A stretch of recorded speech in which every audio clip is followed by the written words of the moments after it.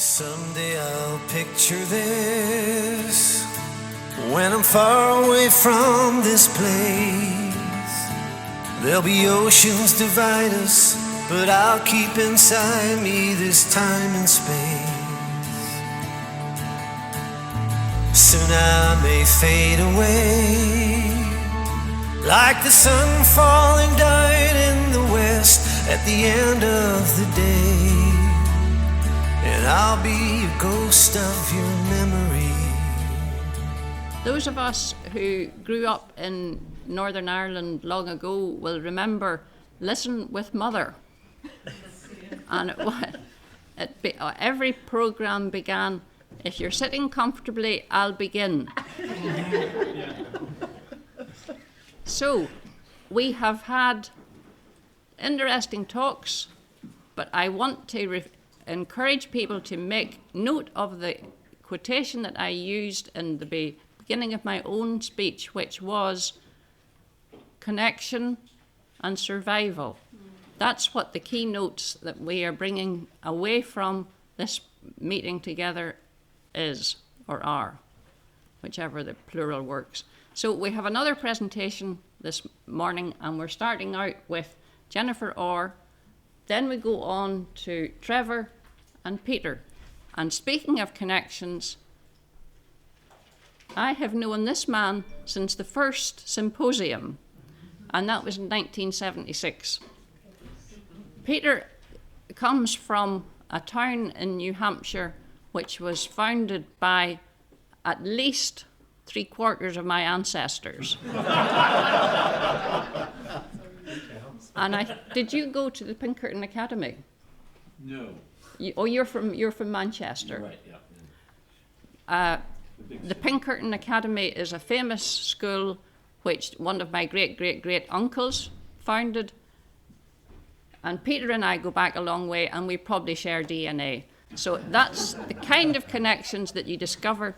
And just while we were sitting here, Jennifer and Trevor discovered connections, children going to university in the same place.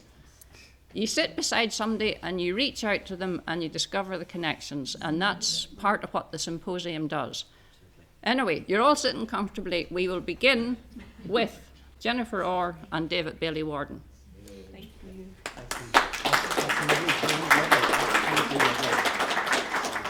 Well, thank you very much, and to our lovely organisers who've, really created a wonderful atmosphere of collegiality here, I think, and I'm very privileged to be addressing you all for the first time, even though I know so many of the names in the room. So thank you very much for having me.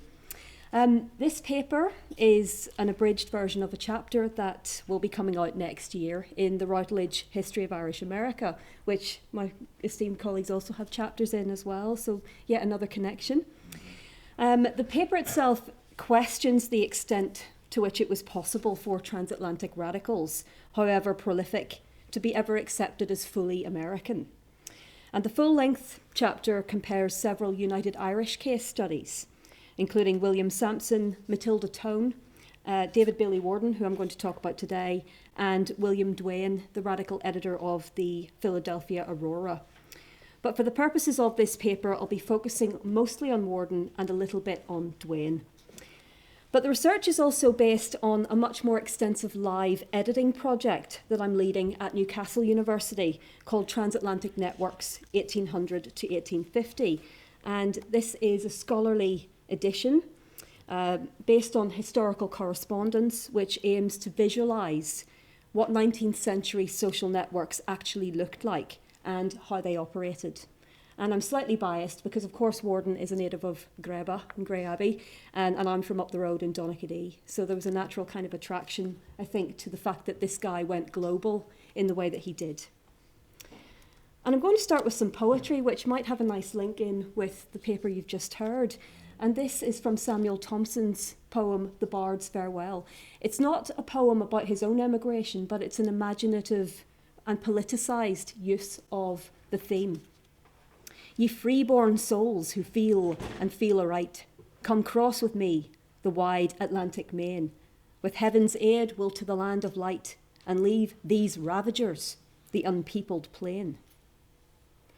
Now, these lines from Thomson's 1793 poem, The Bard's Farewell, encapsulate a cosmopolitan Republican ideal that revolutionary America came to symbolise for many religious dissenters in the 1790s.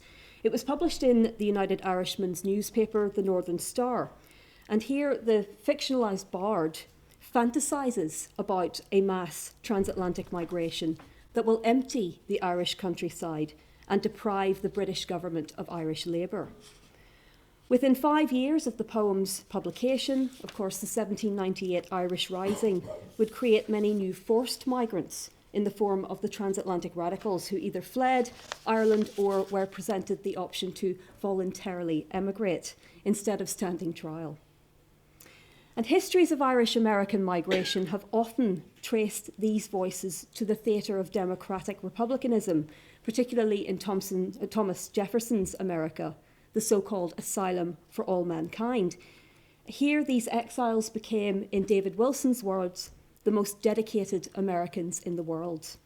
And I'm particularly honoured to be joined on this panel with Peter and Trevor, whose brilliant work, The Exiles of '98, really opened up the significance of the Scottish Enlightenment thought through the role of the Ulster Presbyterian migrants in shaping that American Republic. So among these case studies is that of the Reverend David Bailie Warden, a Presbyterian licentiate, one of the Ulster exiles of '98, who rose to unlikely fame as an American diplomat and scholar in Paris, and whose trajectory back towards the old world in many ways goes against the grain of the more well-trodden narratives of the transatlantic exile. And so I've talked about this as testing the limits of Republican cosmopolitanism. As one of the first United Irishmen publicly to represent the American government abroad, Warden was uniquely positioned to test the limits of American cosmopolitanism.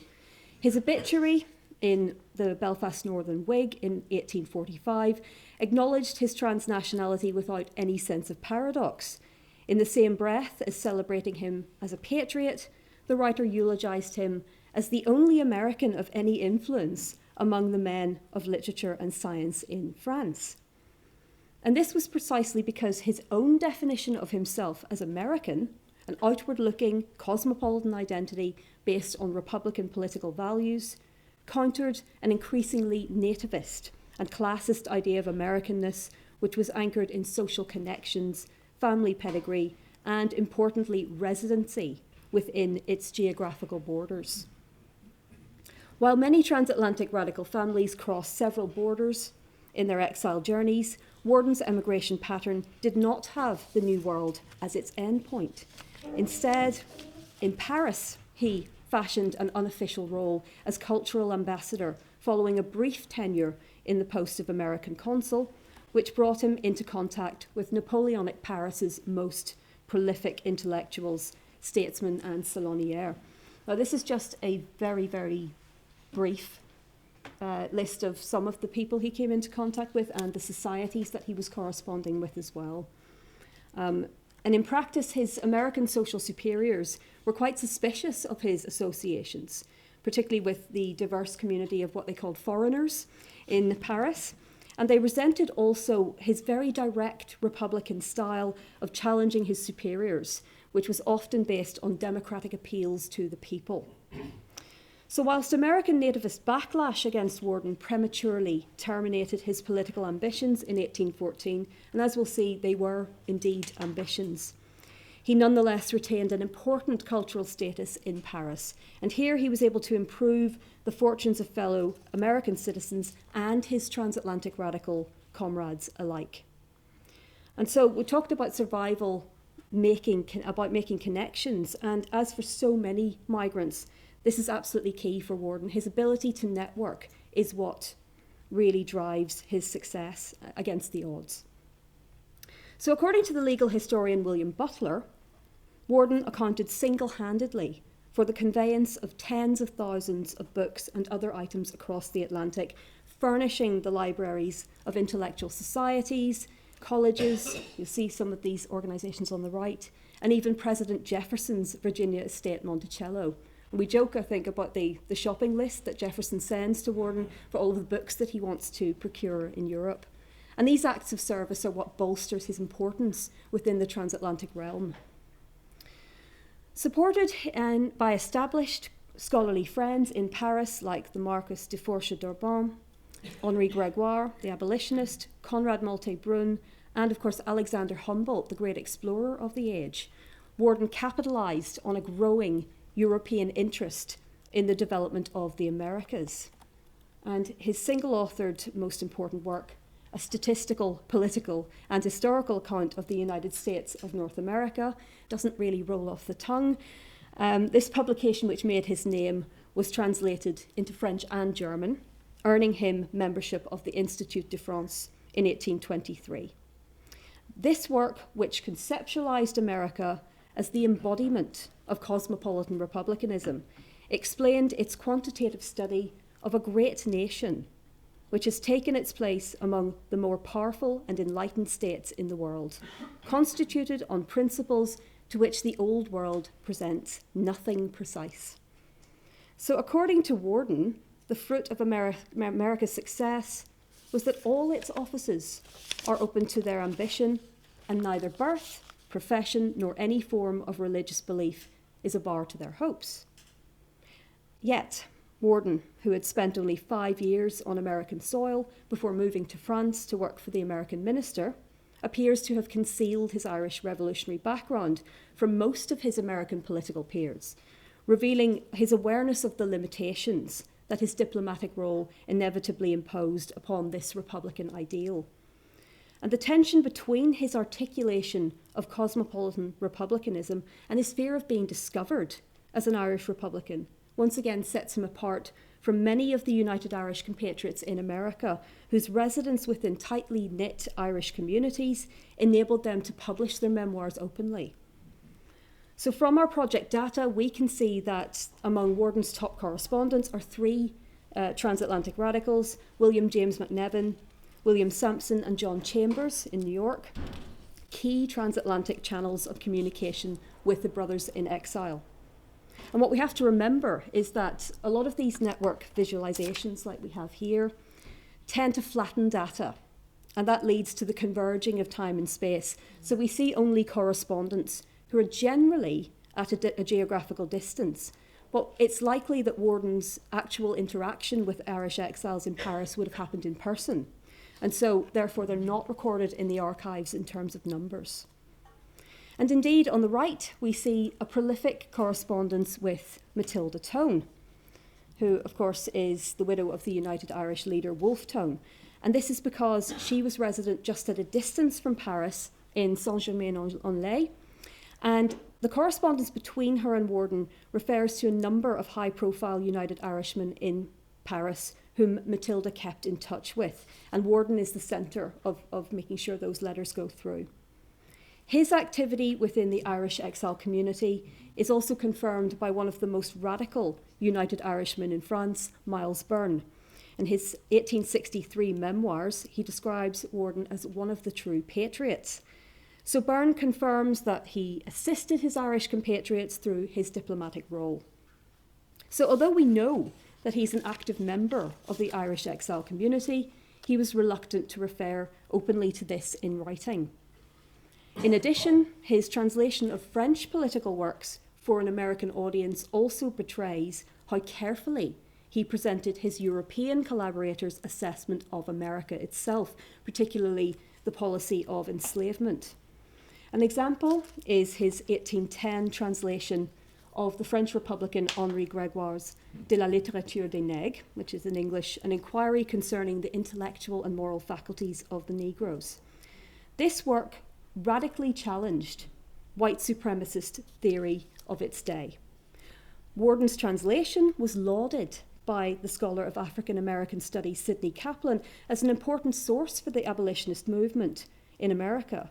However, more recently, his translation has been criticised for altering Grégoire's original French and smoothing the edges of his criticism of Jefferson in particular. After all, Warden's correspondence evidences lifelong loyalty to Jefferson, very much a mentor, possibly a patron, and he essentially owed to him his diplomatic post. The historian Joseph Eaton suggests, enjoying only a liminal place in his own adopted nation, Warden understood that liberal European ideas were not without suspicion in the United States. And nothing's changed, really, has it? And so, whether it was concealing his Irishness in public or toning down European criticism of America, Warden's activities evidence a clear tension between cosmopolitan radicalism and loyalty to the nation he claimed to represent. Now, the rise and fall of Warden's diplomatic career might suggest that his loyalty to America was somewhat ill-repaid in the context of the class politics that ran through the Madisonian era. His provisional appointment to the Paris consular office under Jefferson, a period relatively friendly to foreigners, became increasingly precarious as tensions between America and France increased. Warden's easy sociability in French political circles, helped on by proficiency in the French language and scholarly collaboration that we've mentioned with other French Republicans, soon eclipsed that of the beleaguered and unpopular American minister to France, General John Armstrong Jr., who's pictured in the middle here. A number of misunderstandings between the diplomat and his minister came to a head in 1809 when Warden publicly printed a defence of Armstrong's poor record of liberating French-captured American merchant vessels. The defence was printed by two influential Republican editors, William Duane, on the left here, of the Philadelphia Aurora, and Baptiste Irvin of the Baltimore Whig. Association with these radical figures, particularly Duane, who was a well-known editorial scourge of the government, propelled Warden unwittingly into the middle of a Federalist American Republican print war, opening him up to personal attack by the editor of the New York Evening Post, which is quite difficult to see on the right here. But in a piece titled Villains Exposed, Warden was characterised not only as a pawn of Armstrong, but a radical Jacobin, co-conspirator of Duane.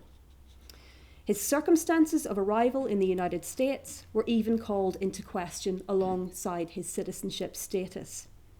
I am much misinformed if this man is an American citizen, even artificially. He came to this country about 10 years ago, but was never naturalised, as I believe.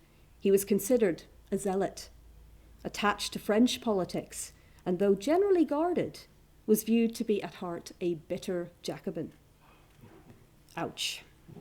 So this piece, which effectively exposed his United Irish origins, was deemed to be serious enough that the exiled comrade and celebrated New York attorney William Sampson, who had sued the Evening Post successfully in 1807, launched libel proceedings against its editor. Worse still, the minister was so displeased with a subordinate's attempts to exonerate his character, suspecting that Warden sought to usurp him, that he promptly dismissed him from office. And this was only one of 3 dismissals that Warden would have to encounter in his lifetime. But the New York Evening Post affair proved to be merely a touchstone in the American political climate, where growing sentiments, nativist sentiments, echoed overseas in America's diplomatic politics. And the newspaper attacks against Warden had actually been stoked by his diplomatic peers in Paris, in France. The man behind it all was American consul for Havre, Isaac Cox Barnett, a member of a well-known American Federalist family. And according to the historian Peter Hill, this guy had been angling for the post of consul at Paris ever since Warden was provisionally appointed. Likewise, Warden's equivalent at Bordeaux, William Lee, another well-connected American, had already approached his family friend Joel Barlow on the left, who became later minister to France, to apply for the role of consul general, reasoning, well, Warden only acts. So while Warden was able to frustrate these nepotistic attempts temporarily by appealing directly to the Senate in 1811, and he was confirmed unanimously, his fortune changed for the worse when said Joel Barlow becomes minister to France in 1811. I'm going a bit against mainstream American historical accounts here because the most recent accounts of the Barlow ministry, for the most part, tend to regard Warden as a bit of a thorn in the side of the minister jockeying for position with his peers and distracting a talented diplomat like Barlow from serious negotiations with Napoleon. But by viewing these events through Warden's perspective, and that's where these individual histories really matter, it's clear that Warden was subject to a pervasive campaign of anti-Irish sentiment and classism. His continuous sense of threat to his post was heightened by deteriorating relations between America and Napoleonic France, coupled with the degeneration of his relationship with his peers, Lee and Barnett, into a full-blown correspondence war. When news of Joel Barlow's unexpected death in Poland reached France in January 1813, Warden moved quickly to prosecute legation business in the minister's stead. Appealing directly to the French minister, the Duc de Bassano, on the right, for recognition, he subsequently advertised himself as US Consul General, to the fury of his American peers. While Warden defended himself as acting on initiative, trying to get business done, etc., historian Peter Hill notes that it was regarded as a power play by the Barlow family. They were planning to replace Joel with his nephew Thomas, who was very young and, in many people's opinion, ill-equipped for the role. And pictured in the middle here is Ruth Baldwin Barlow, who's the minister's widow, and she becomes quite pivotal to this story. Although Mrs. Barlow obviously did not occupy an official role in the American legation, she could withhold the documents and seals necessary for Warden to perform his functions, and she did. So, unable to discharge his duties despite being recognised as chargé d'affaires by the French government, a desperate Warden confronted Mrs. Barlow directly. And this is typical of anyone who's read his correspondence. He does not pull punches. It's very direct, very dramatic. But invoking the language of democratic republicanism, he accuses the grieving widow of illegitimate interference and obstructing the will of the US Senate. To the Washington elite, he had ignored the appropriate sensibility due to a grieving lady and social superior, and in this single act consigned himself to history as the subordinate who, in the words of his rival, William Lee, wrote insulting letters to the minister's distressed widow at a moment when every tender ligament was torn asunder by the afflicting catastrophe of his death. As a product of the Jeffersonian era's austere theatre of pure republicanism then, Warden misjudged the way in which his aggressive and high-minded tone clashed with the cultural hierarchies that governed Madisonian Washington. On Ruth Barlow's return to the US, her sister-in-law, Clara Baldwin, supported by accounts from the unbiased William Lee, ensured that tales of Warden's loss of temper and his insubordinate indelicacy resounded in Washington drawing rooms. And this was, as Catherine Alger has argued, the drawing room diplomacy that defined James Madison's presidency. Saturday night soirees held by Dolly Madison were the theatre in which official business was conducted in a seemingly informal environment among tightly knit families. By 1814, the audacious pretensions of an Irishman to the office of minister made it too easy for his enemies such as Lee to suggest that this man's rebellious past foreshadowed his duplicitous present. I will confess to your excellency that as a Native American, interesting use of that term, educated in my country, descending from one of the oldest and most respectable families, and with more connections in the United States than perhaps any other man, to be thus calumniated by an adventurer who was obliged to fly from his own country and has not lived enough in mine to be legally naturalised is insupportable. Now, the Daily Mail has nothing on this. Lee's complaint conveys more than a hint of the nativist sentiment that underpinned the original or the official grounds for Warden's final dismissal from office. This is the third by this stage, stated to be a breach of protocol in his appeal for recognition by the French government, a foreign government.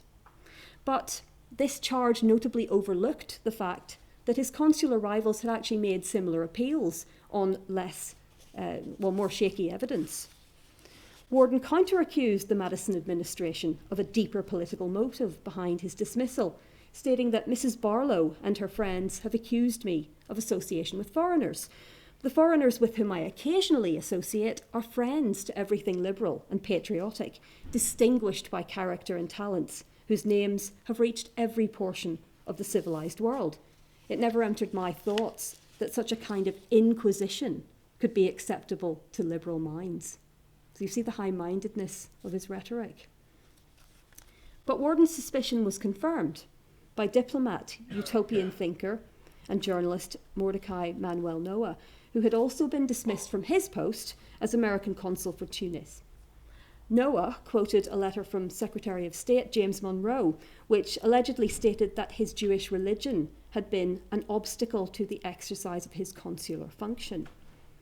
Writing to another correspondent about Warden's predicament, Noah claimed that both men were victims of a policy of removing those of foreign extraction from American diplomatic office. I believe Warden's not being a citizen is the great objection, and I have understood from some highest in the confidence of our government that no citizen, not a native, is to continue in or be appointed to any office.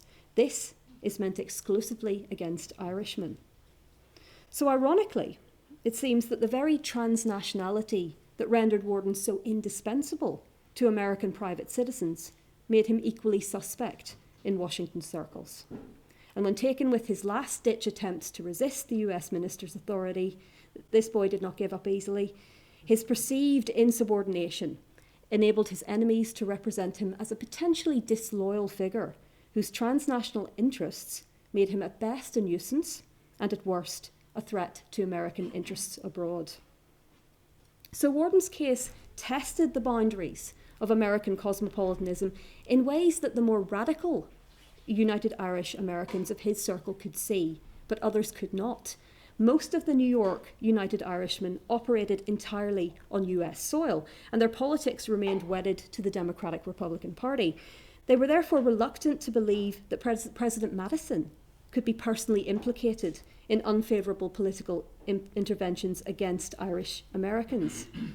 Newspaper editors Baptiste Irvin and William Duane were more ready to recognise systemic corruption among what they called the courtiers of Washington, though they essentially retained confidence in Madison as an amiable, honest man, fatally under the influence of advisers, which Irvin describes as a junta, destitute of every honourable sentiment and principles.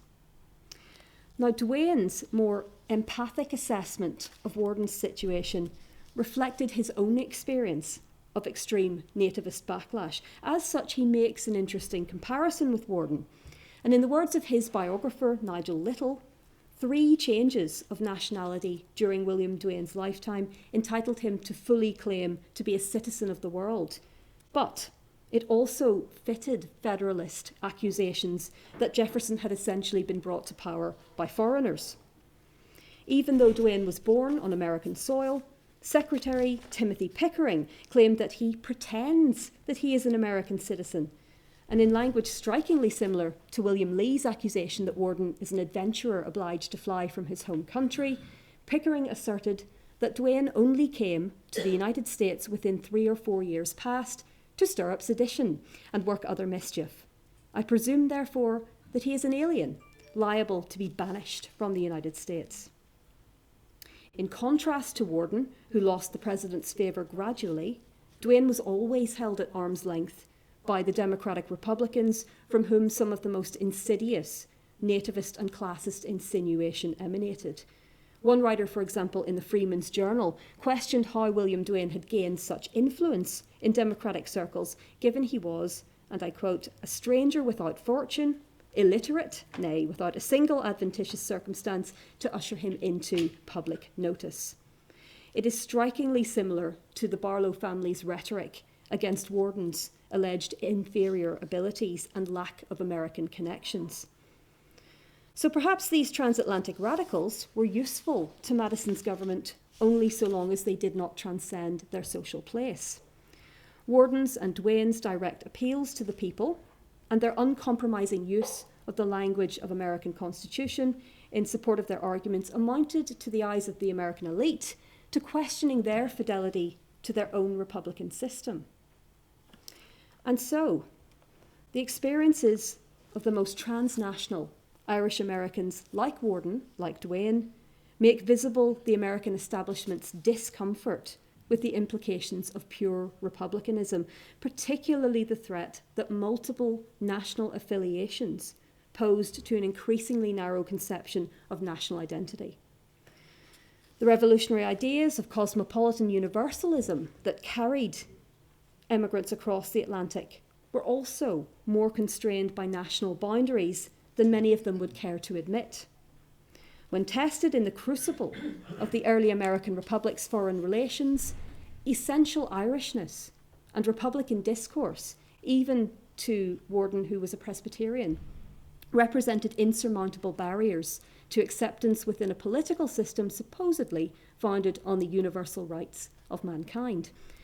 David Bailie Warden, in particular, defines David Wilson's description of the United Irishman's primarily ideological Americanism, in which Irishness appeared synonymously with radical republicanism. While his cosmopolitan networking and desire to be of use to his government may not have been enough to convince all within the Madisonian elite, it still allowed him to carve out an identity and a status as a connecting hub for Republican writers on all sides of the Atlantic. His scholarly projects undeniably set a course for American historiography and bibliography, promoting international understanding of the great global Republican experiment. In sum, his achievement as a cultural translator in bridging the Atlantic divide between his adopted country and that of the old world, even while remaining offshore, stubbornly expands the definition of republicanism towards its full cosmopolitan potential. Thank you very much.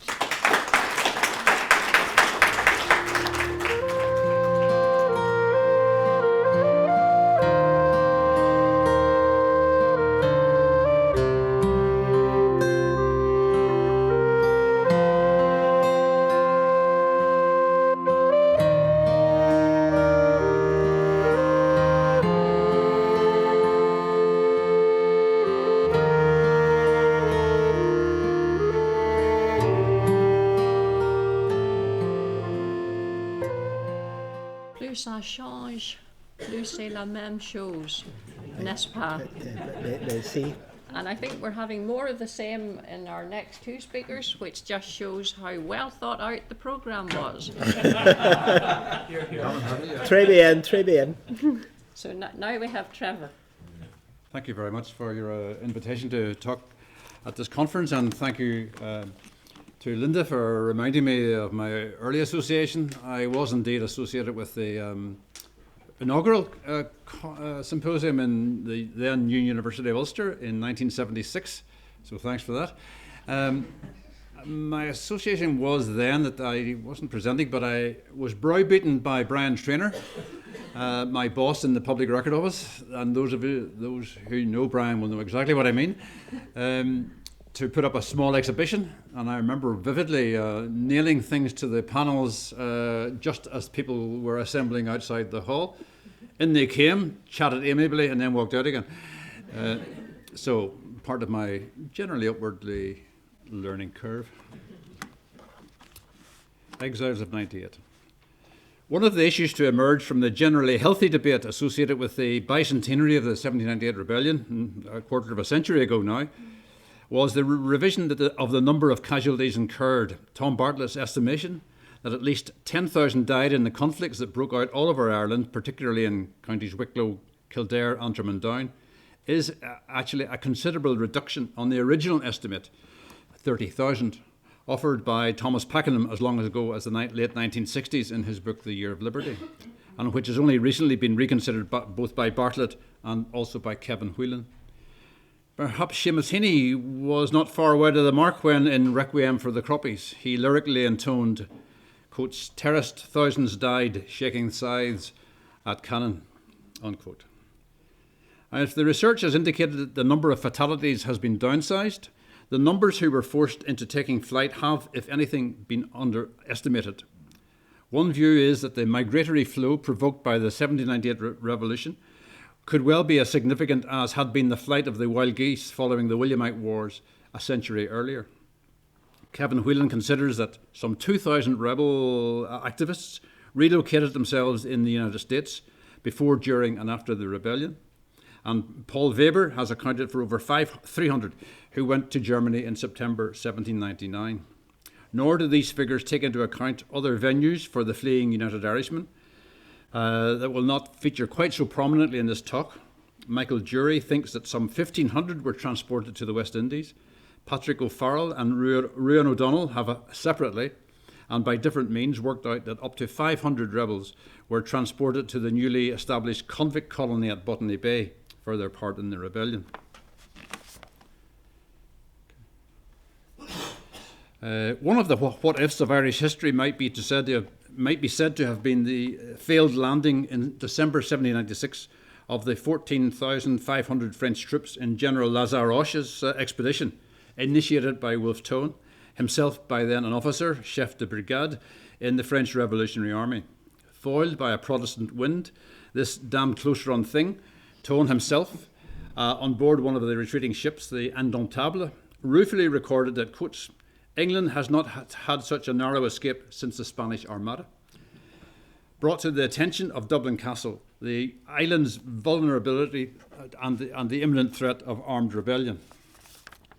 A further outcome of the general revision of 1798 has been a clearer idea of the extent to which Dublin Castle's network of spies, greatly enlarged following the invasion scare, brought to its attention a range of influential dissident voices, a considerable number of whom were encouraged or forced into exile in the years immediately preceding the uprising and in the short time after.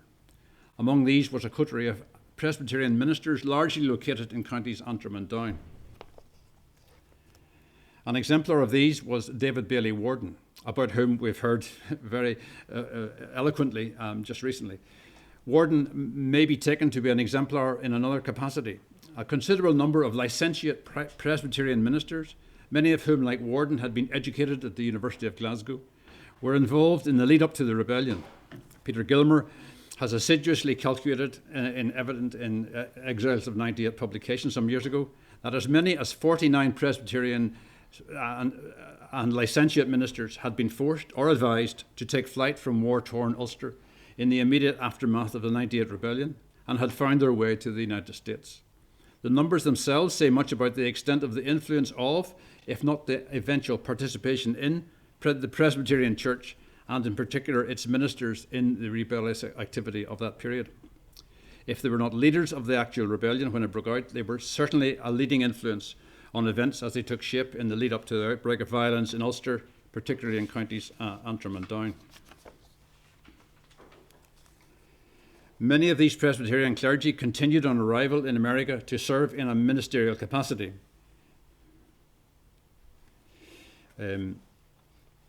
Such as the Reverend John Glendy, formerly of Mackeraw, County Londonderry, who was admired by Thomas Jefferson and who was offered, though he declined, the chaplaincy of both the United States House of Representatives and the US Senate. Others virtually disappear from view. It would be inappropriate to ignore the Reverend Thomas Leslie Birch, the eccentric, to say the least, minister of the St. Field Presbyterian Church, who served time in the wake of the rebellion, which he fully supported, on the prison ship, the Postlethwaite in Belfast Lough, in company of David Bailie Warden, and who then embarked inevitably, perhaps, on a career of religious controversy and disputation in Ohio and elsewhere, following his arrival in New York in 1799. The careers of relatively few of the Presbyterian probationers or licentiates, that is, men who had been licensed to preach but had not yet been ordained, who found sanctuary in the United States, have been traced with any success. However, an example from among those listed by Peter Gilmore and William Rolston's work is James Hull, who grew up in Bangor, County Down, and it is possible to explore whatever happened to him in his new world. Hull was a son of the manse. According to the inscription that was placed on his tomb in New Orleans, James Hull Jr. was born in Belfast, May 1776, and matriculated, inevitably, you might say, at Glasgow University in 1792. In 1796, he was licensed by the Bangor Presbytery. By this time, he may already have become associated with the United Irishmen. As far as his actual involvement in the rebellion is concerned, we know that he was closely associated with Warden himself, probably being the Mr. H who accompanied Warden on a reconnaissance expedition to Newtownards on the 7th of June 1798, the same day as the first insurgent uprising was held at Antrim, and 5 days before the crucial battle at the Battle of Ballynahinch. Soon afterwards, he rallied faltering support for the United Irishmen in Bangor. Hull's prominence is further indicated by the fact that he was included among those for whom a reward of 50 guineas was offered. In the event, Hull escaped to America. At the meeting of the Synod of Ulster of June 1799, the Bangor Presbytery reported that Hull, along with John Miles and David Bailie Warden, quotes, having been charged with being concerned in the insurrection of June 1798 and not having stood their trials, but as they understand having sailed for America, are not to be considered as probationers under their care. That's the Bangor Presbytery.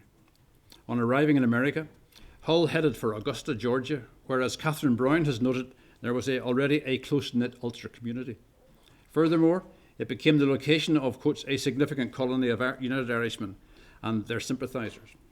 By the time Hull died in New Orleans in 1844, he had changed career several times and ultimately ended by ministering to the Anglican congregation of that city.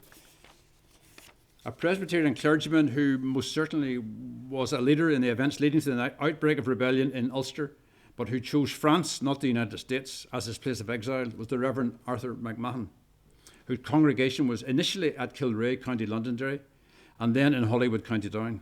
It was there that he served as a colonel in the County Down United Irishmen, a role which, when uncovered, forced him to take flight to France in 1797.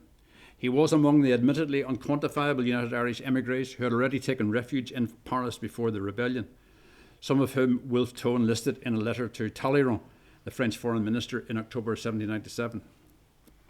He, MacMahon, eventually served in the Irish Legion of the French Revolutionary Army, and in fact was captured and served several years, 1809 to 1814, as a prisoner of war in England. He was eventually repatriated to France, where he died in Boulogne, it is thought, in 1816. Before he died, he penned a letter to his sister Jane Gordon in Ulster, in which he could not conceal his disenchantment with the way things had turned out in revolutionary France. He observed of Napoleon, quotes, if you consider him and the person who conducted the French Revolution to its end as Antichrist, you will be very nearly right. On this note of disenchantment, profound disenchantment with the revolutionary France to which they had made their escape, or self-imposed exile, was the hallmark of the great majority of those who migrated there in the wake of the rebellion.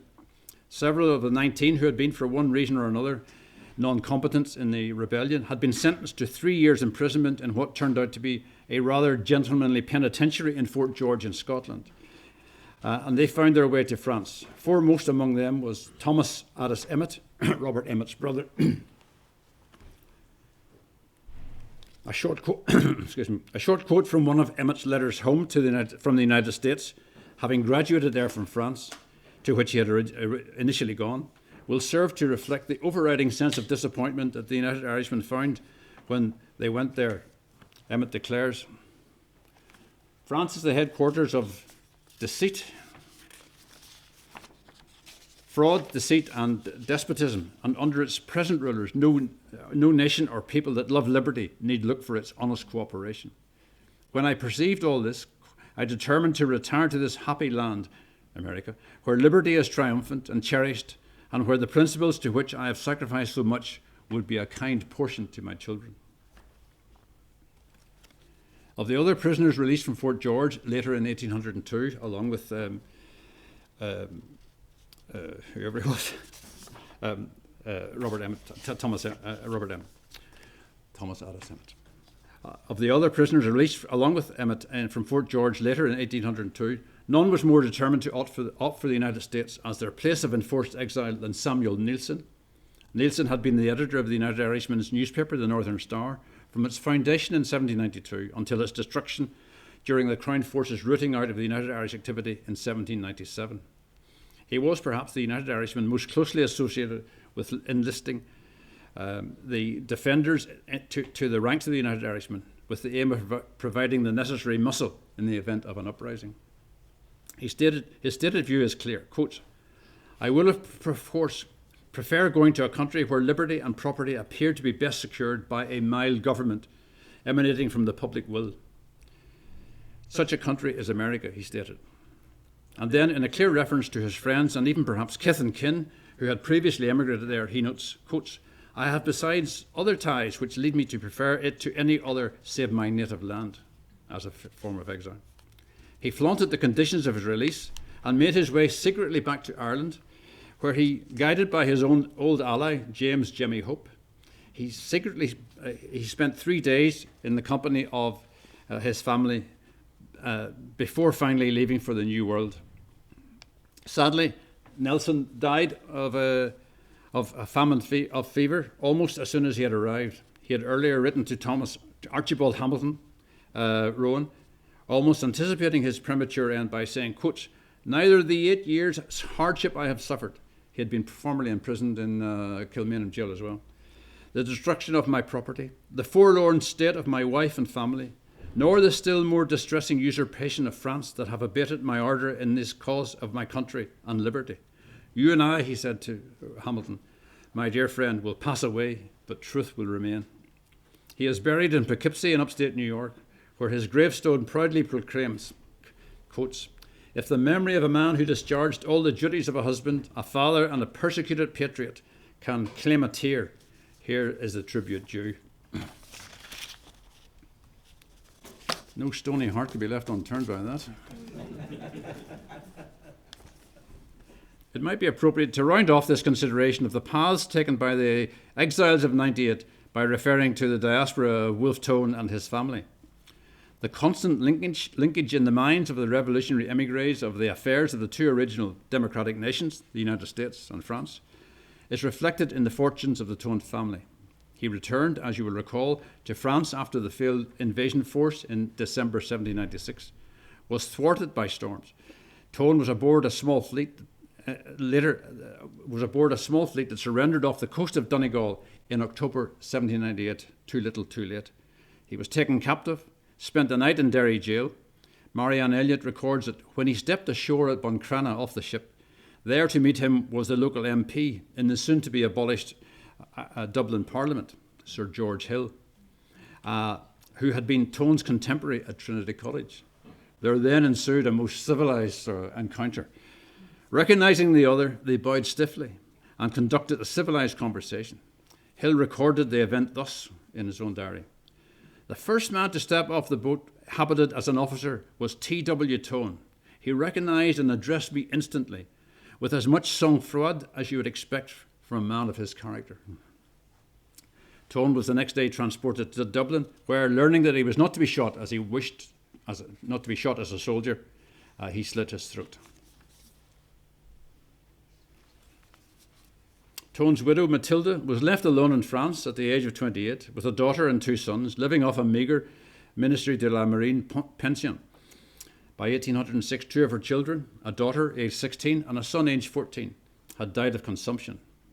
In an attempt to enhance her pension and confirm her remaining son, William's French nationality, she recalls waiting for Napoleon and intercepting him on his regular horse ride in the Saint-Germain wood. When she introduced herself, his recall of Tone was instant. I remember him well," he said.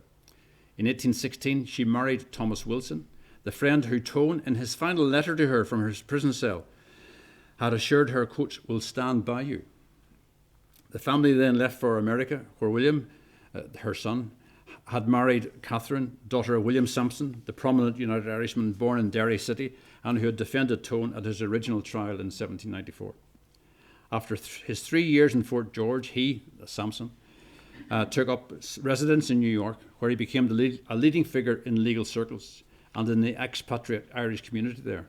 Another example of the close knittedness of the 1798 exiles in the United States, even into the 1820s.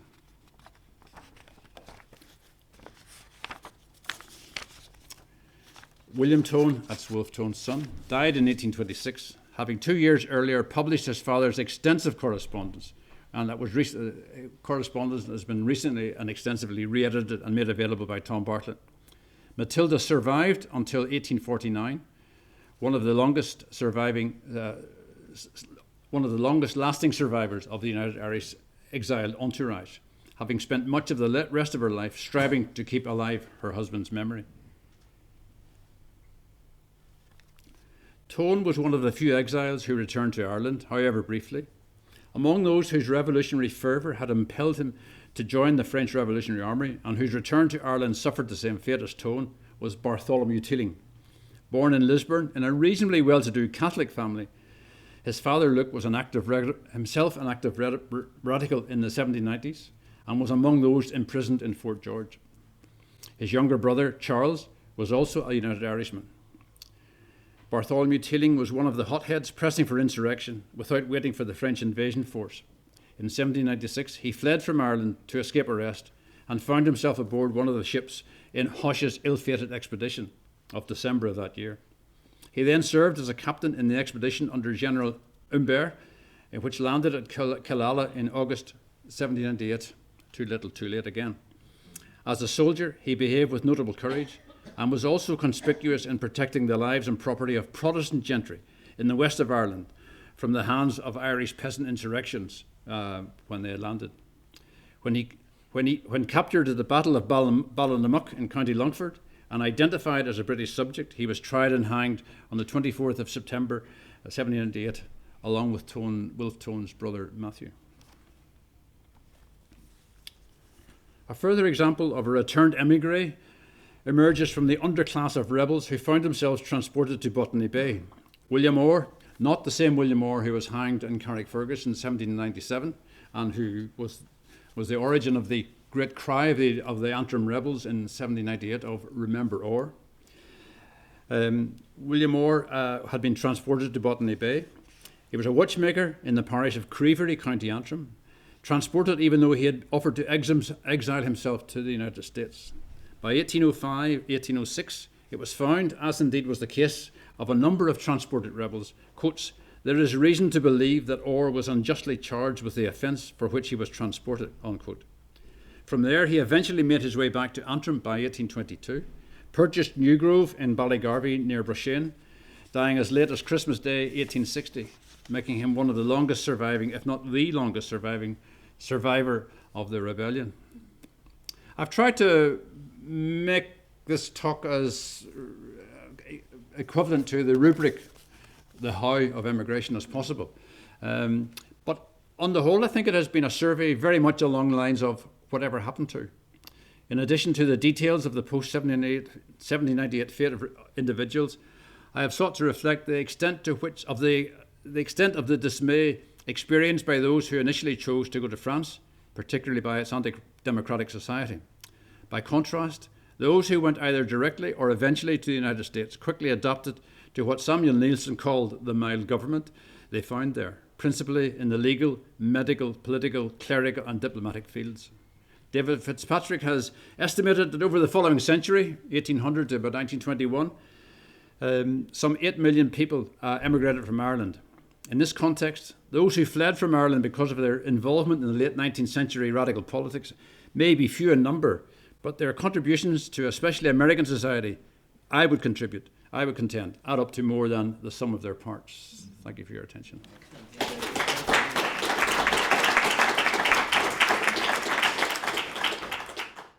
Well, I think Trevor's talk was more than the sum of its parts.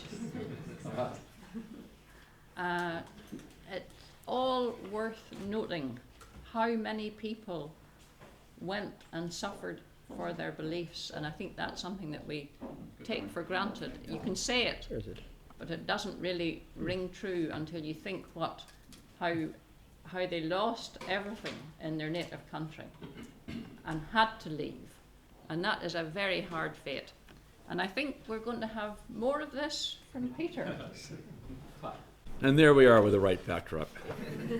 How's Jens? That's a little bit of Pittsburghese informed by its Ulster Scots substratum. I am delighted to be back at the Symposium in Omaha. It's been way too long, and many thanks to Liam and Patty for the invitation. And what a delight to be on the same panel as Jennifer and Trevor. The title listed in your program is a bit vague, so let me tell you straight away that my intention is to focus on Thomas Mellon, who is inevitably at the heart of any discussion of the Mellons and Pittsburgh.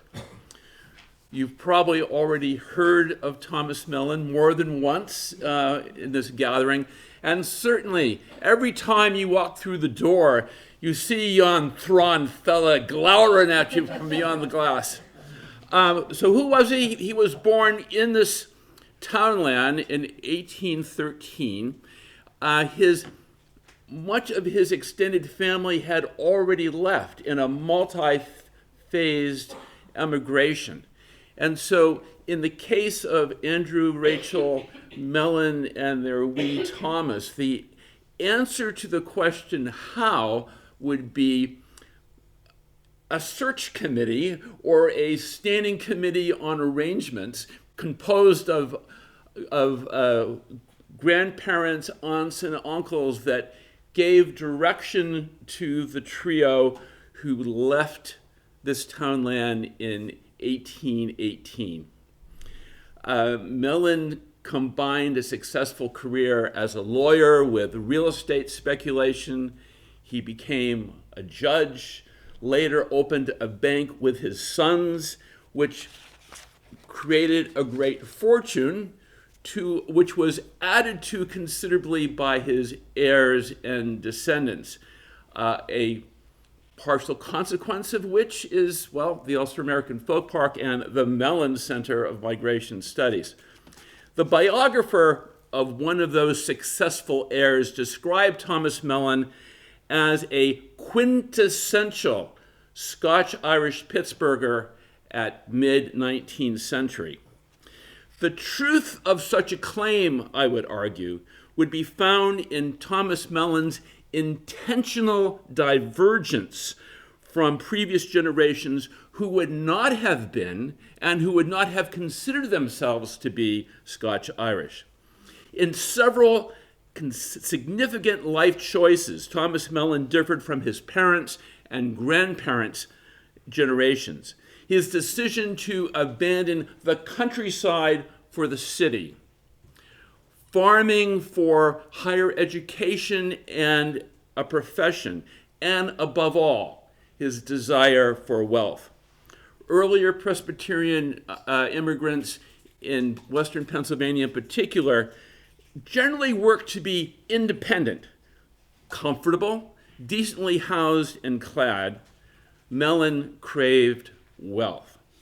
As young Thomas reached his teen years in Westmoreland County in Western Pennsylvania, a father living in this parish wrote to his sons, who were also settled in Westmoreland County, and advised them not to depart from the dictates of your divine master. Our chief hopes ought to be in God, which is reminiscent of the insistence of Psalm 62, if riches increase, set not your heart upon them. Mellon, meanwhile, had decided to place his hopes and heart in wealth. What made this Mellon seek after mammon? Various reasons. Certainly the experience of his and his parents' unremitting toil on the aptly named Poverty Point Farm, Mellon's reading of the apostate Calvinist Benjamin Franklin, which he regarded as the turning point of his life. And these factors must be seen in the context of the dynamic transformation of the young United States, most noticeably visible in the rising city of Pittsburgh.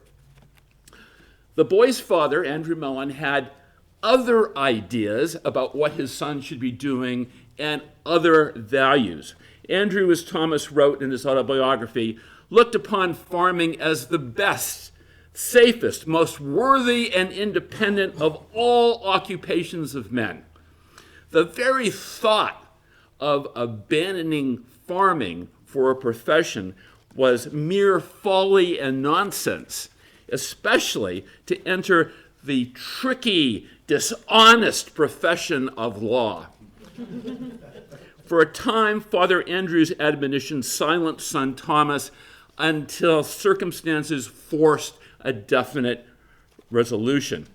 The moment of crisis arrived when Andrew Mellon announced the pending purchase of property for a farm to be given to his son.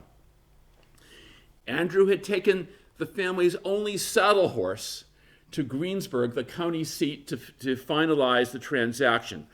Thomas, now 17 years of age, experienced what he called an exceedingly violent mental agitation. As he's thinking about this, he throws aside his axe and runs, as he put it, the 18 rather long, muddy, and hilly miles to reach his father in Greensburg, and arrives just in time to stop the sale. Thomas subsequently enrolled in a preparatory boarding school, followed by matriculation at the Western University of Pennsylvania, the forerunner to today's University of Pittsburgh. Already established as a regional entrepot, Pittsburgh in the 1830s was becoming a national trading center with an emphasis on manufacturing. It was the third largest U.S. city west of the Appalachian Mountains in 1830, and the city's population would more than double during the next 20 years, precisely the period when Thomas Mellon is engaged in law and buying and selling real estate. Extraordinary economic expansion saw commercial profits invested in the young city's glass factories, textile factories, rolling mills, foundries, machine shops, tanneries, and rope and boat building works, all which producing goods for the westward expansion of the United States. The Corkonian Michael O'Connor, appointed the first Roman Catholic bishop of Pittsburgh in 1843, described Pittsburgh as the Belfast of America. I don't think he meant that in a nice way. But he was thinking in part of the expansion of manufacturing, the arrival of Irish Catholics seeking employment, and the continued dominance of Presbyterians of Irish origin. Earlier in the 1790s, the village that was then Pittsburgh and its hinterland were dominated by a clique that were Federalist in politics, Episcopalian in religion, and English or Anglo-Irish in ethnic background. In other words, the sort of people who had been the landlords back home. Older colonial-era cohorts of Irish Presbyterians melded with post-revolution immigrants influenced by the non-sectarian republicanism of the United Irishmen. Aligned, as we've already heard, with Thomas Jefferson and his Democratic Republican Party, Irish Presbyterians overran the defenses of the elitist old guard to assume political and economic predominance in Pittsburgh. So in 1817, the city's first mayor was a Presbyterian born in Pennsylvania. The second mayor was a Presbyterian born in County Fermanagh. And that would become the norm, not the exception. Clearly, Thomas Mellon had arrived in the right place at the right time. Now, the term would not have been used in his day, but Thomas Mellon aggressively, energetically networked at university, in the courts, in law offices, with the many upwardly mobile members of his generation who were also the sons and grandsons of Ulster Presbyterian immigrants. A very helpful placement as a clerk in a county office was secured through a close friend and co-worker whose father, a local official, was also from County Tyrone. His circle of intimates included many others of his generation with similar familial ties to Ulster.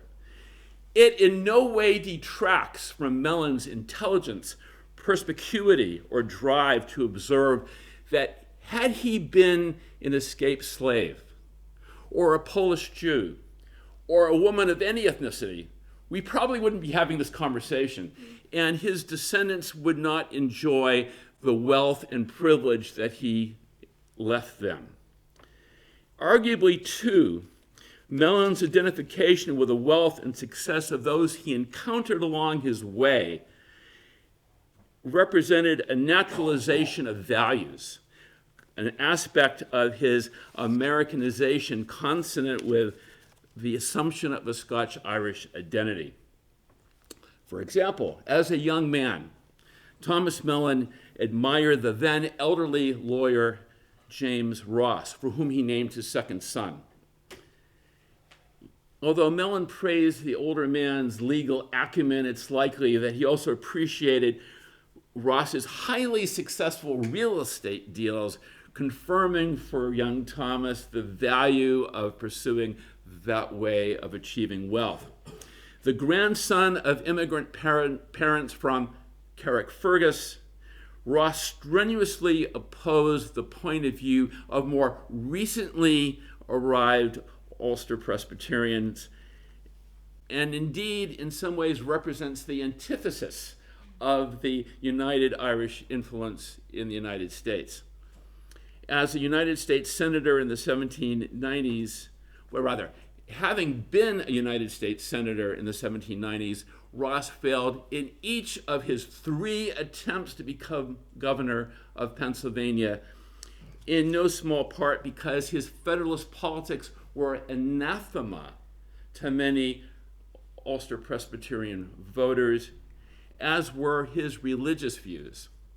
Ross had to receive testimonials from Presbyterian clergy to offset the well-founded rumors of his deism. An apparent willingness to equivocate in matters of faith, if not abandon traditional Ulster religiosity altogether, provides a notable difference between Thomas Mellon and older generations. Mellon's parents, upon their arrival in Pennsylvania, sought out opportunities for worship, as was typically the case among Ulster Presbyterians.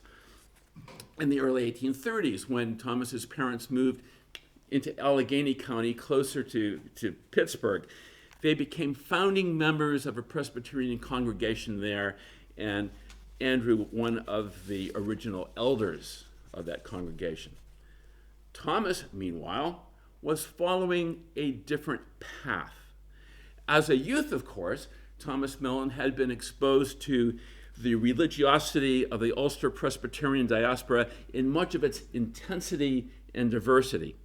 In the forest clearing where the family initially worshiped with other Presbyterians, Mellon heard preaching from a young Seceder minister from County Down. In preparing for his university education, Mellon boarded with a Reformed Presbyterian minister, the son of Irish immigrants. As a university student, Mellon greatly admired the university's president, Reverend Robert Bruce, how's that for a name, who came to the United States as a Seceder missionary. For several months before studying law, Mellon, who was a successful Latin student, substituted for his ailing professor, who was a Reformed Presbyterian minister. Such an upbringing and personal relations apparently failed to make a thoroughly positive impression or decisively shape his outlook. Upon entering the university, Mellon clubbed together with students he described as impecunious as himself in order to save the expenses and to share the expenses of meals. A majority of this group favored daily prayers and graces. Mellon wasn't having that at all. So he collaborated with another student to engineer a compromise. Any expressions of piety would be limited to Sundays.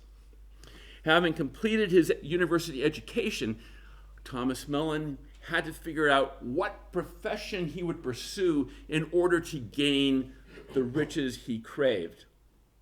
He very briefly considered a career in the ministry, not having a sense of call at all. He was looking for a way to get rich, and decided very quickly that the ministry was not a pathway to riches, and it would leave him answerable to church institutions and to congregations.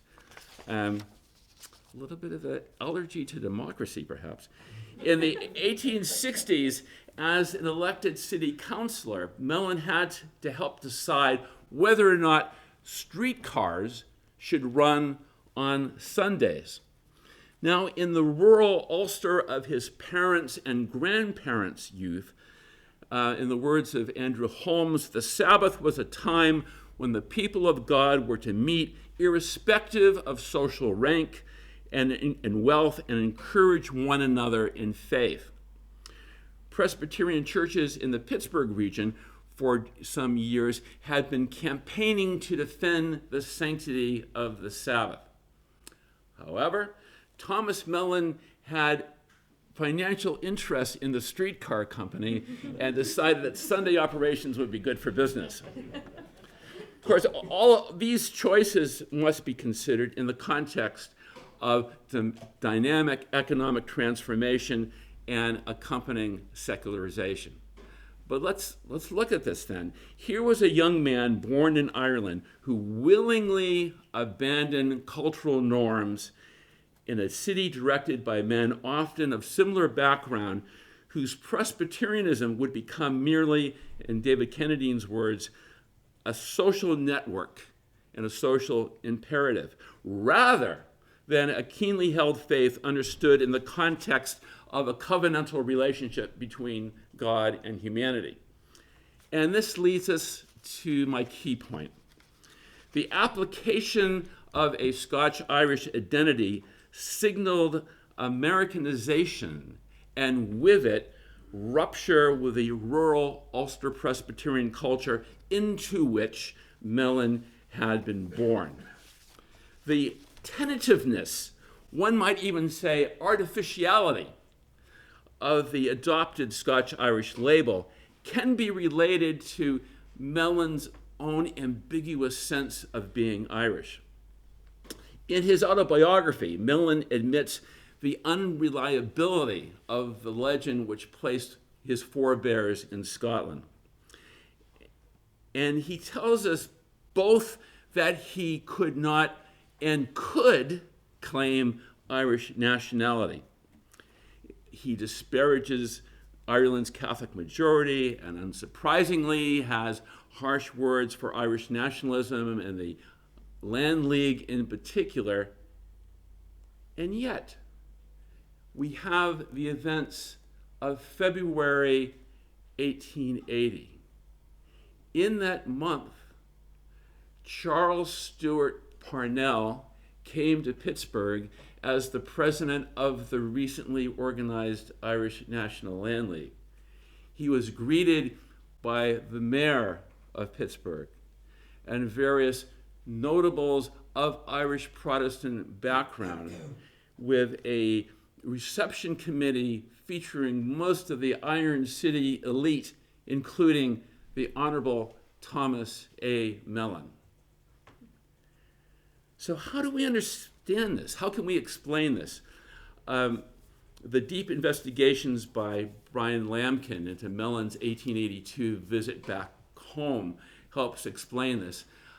Perhaps wisely, Brian decided to go back to Belfast.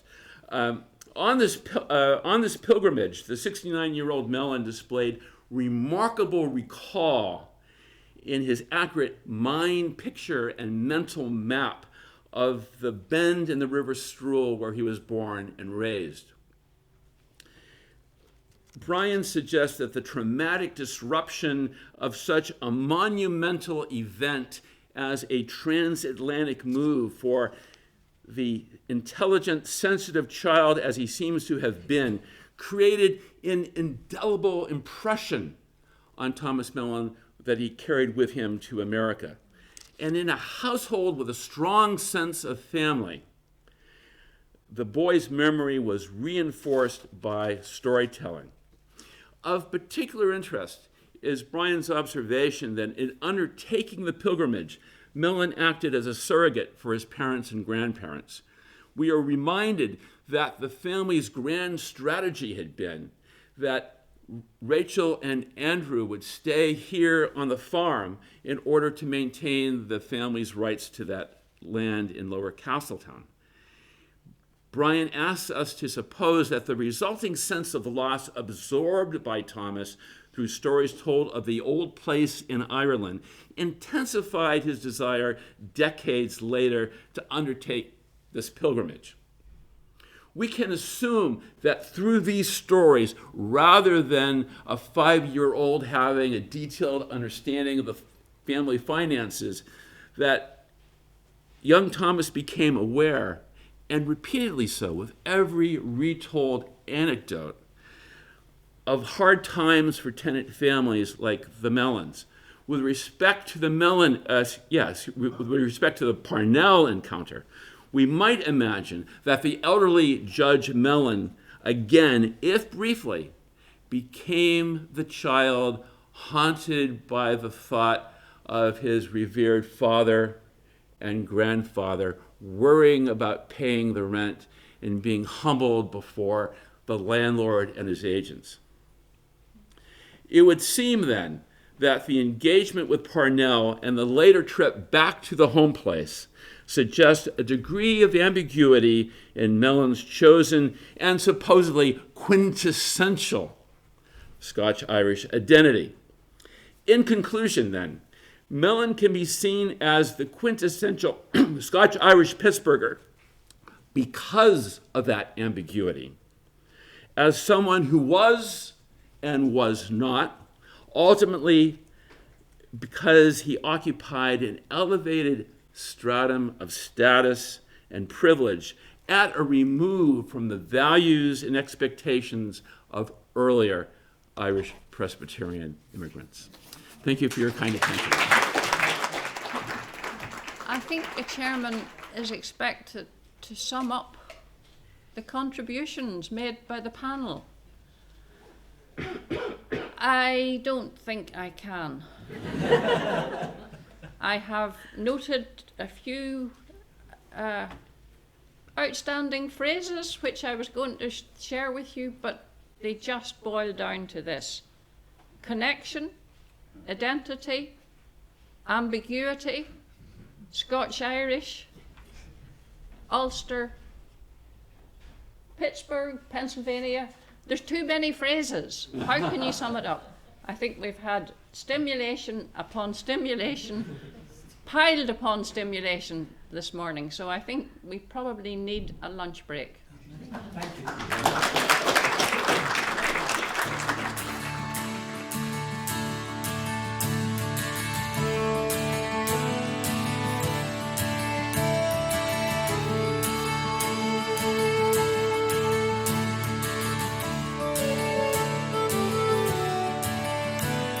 Someday I'll picture this when I'm far away from this place.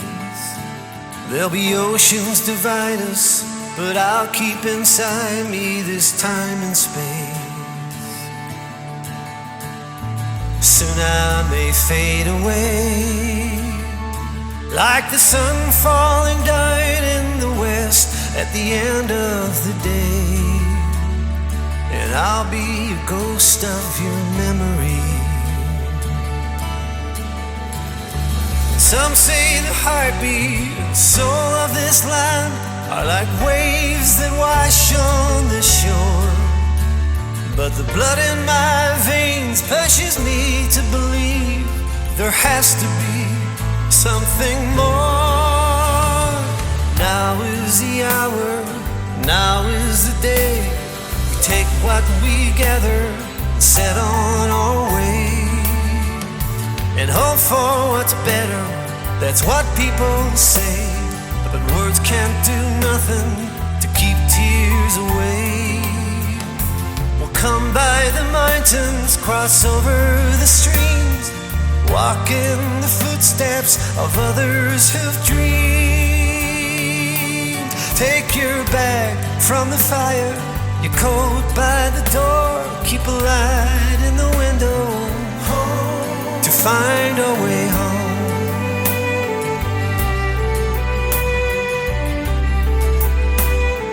Home.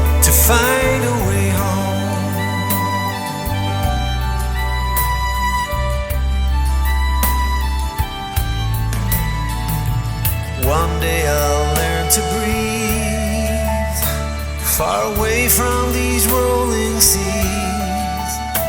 And I'll pray time erases and heartache it eases its chains on me. It could be London, Glasgow or New York. You pass me by on the street, like a word on the page, fading with age, that I've written but no one will read. Now is the hour, now is the day, we take what we gather and set on our way. And hope for what's better, that's what people say, but words can't do nothing to keep tears away. Come by the mountains, cross over the streams, walk in the footsteps of others who've dreamed. Take your bag from the fire, your coat from the door, keep a light in the window. Take your bag from the fire, your coat from the door, keep a light in the window to find a way home.